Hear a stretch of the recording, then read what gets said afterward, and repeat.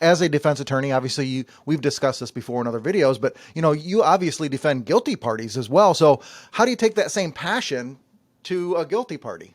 If they're guilty, I'm not going to say I can't represent you. That's the government's job. If the government, they have all the power, they have all the cards. They've got the prosecutors, they've got the law enforcement, they've got an unlimited budget. If someone's guilty, they should be able to put them in prison, put a case together. And if they're unable to do that, it's not me that doesn't get sleep at night. It's these prosecutors that shouldn't be able to sleep at night.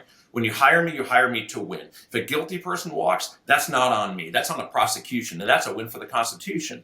Because under the Constitution of the United States of America, what every service member swears to uphold and protect, every single one of them, including these prosecutors who want to win at all costs, is you have a right that you're innocent until you're proven guilty in a court of law with beyond a reasonable doubt.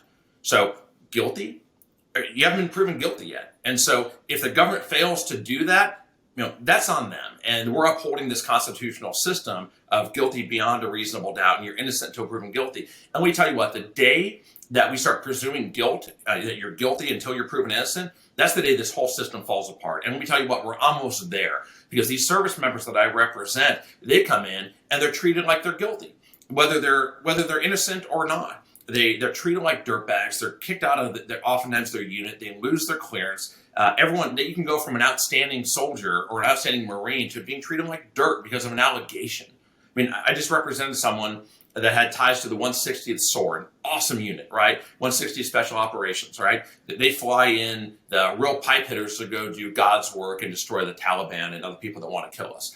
He had multiple combat deployments, short notice deployments, had been all over the world doing God's work, vaporizing bad guys, and made one bad decision with alcohol, which in my opinion was self-defense. And from there, the command wanted to crucify him. They really did.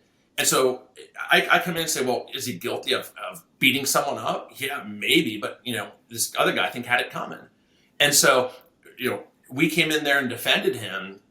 And everyone thought he was guilty until proven innocent. And that's ridiculous. And so this notion of, well, if they're guilty, do I defend them? Sometimes the reality is if you are truly guilty and you need someone like me to defend you, that even fires me up even more. As crazy as that is, because I can take away kind of the personal notions of, I can separate my personal feelings versus the professional desire to win. And what are we winning for? We're winning for a great system. We're winning for the Constitution. Or we're winning to make sure that it is a jury that decides guilt and not prosecutors with 3 ribbons on their uniform.